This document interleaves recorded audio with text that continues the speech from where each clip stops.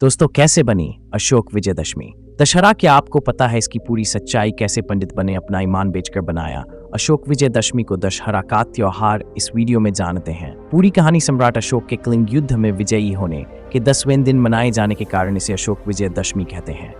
इसी दिन सम्राट अशोक ने बौद्ध धर्म की दीक्षा ली थी। विजयदशमी बौद्धों का पवित्र त्योहार है।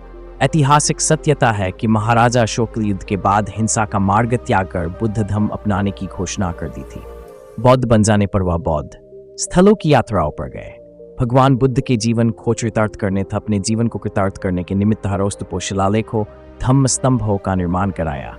अशोक की इस धार्मिक परिवर्तन से खुश होकर देश की जनता ने उन सभी स्मारकों को सजाया, संवारा था, उस पर दीपोत्सव किया। यह आयोजन हर्षोल्लास के साथ 6 दिनों तक चलता रहा।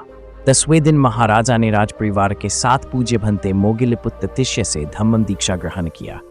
धम्म दीक्षा के उपरांत महाराजा ने प्रतिज्ञा किया कि आज के बाद हम शास्त्रों से नहीं बल्कि शांति और अहिंसा से प्राणी मात्र के दिलों पर विजय प्राप्त करूंगा।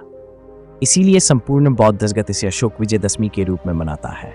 लेकिन ब्राह्मणों ने इसे काल्पनिक राम और रावण की विजय बताकर हमारे इस महत्वपूर्ण त्योहार पर कब्जा कर लिया है।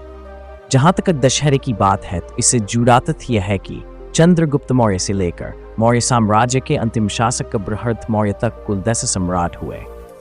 अंतिम सम्राट बृहद मौर्य की उनके सेनापति पुष्यमित्र शुंग ने हत्या कर दी और शुंग वंश की स्थापना की।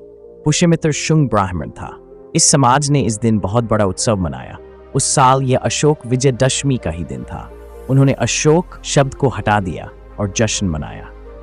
इस जश्न में मौर्य वंश के 10 सम्राटों के अलग अलग पुतले न बनाकर एक ही पुतला बनाया और उसके 10 सर बना दिए और उसका दहन किया। 10 साल के सम्राट अशोक के विरासत से जोड़ते हुए 4 अक्टूबर 1920 को अशोक विजयदशमी के दिन ही बाबा साहेब डॉ. अम्बेडकर ने 22 लाख लोगों के साथ बौद्ध धर्म की दीक्षा ली थी।